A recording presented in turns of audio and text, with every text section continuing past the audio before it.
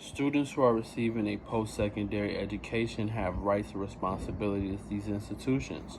Student affairs professionals should be able to understand these laws and establish the student's age, the constitutional rights, the relationship with other students, and have a proper handling of students' files and records. And today I will be discussing those rights and responsibilities for students. Legal status. Upon entering the U.S., one must know and understand their rights. There are certain requirements one must do for eligibility as well upon receiving an education in the United States. You must have a full course load every semester, which is 12 to 17 credits. You must not work an off-campus job, and also you must stay enrolled in your entire time and also remain in the U.S. You may not take a semester off or a year off for any reason that is not known to the university. Also, a student that is here must always carry their passport or identification with them at all times around all parts of campus. Constitutional rights. Students have several laws in place to protect them throughout their educational journey, one including Title IX, which protects against sex discrimination, violence, transgender student rights, Section 504 of the Rehabilitation Act for disabled students, privacy contracts, and consumer rights. Student relationships.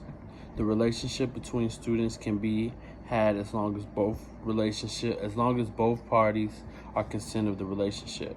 The relationship between those two parties should only be between those two parties, and that's all.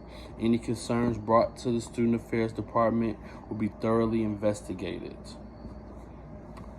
Student and faculty relationship. There is no acceptable relationship between faculty and student, period. It is not acceptable in any capacity.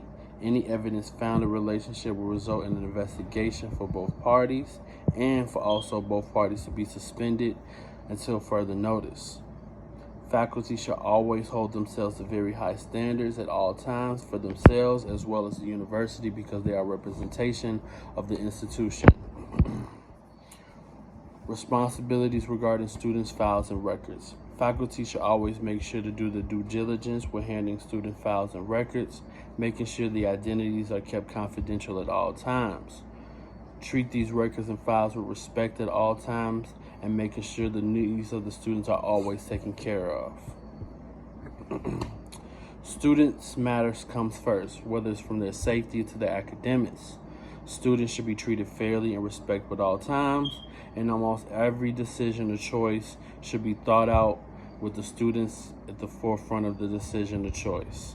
Again, these are the rights and responsibilities that students have upon entering a college campus that they may have at their institution. Thank you.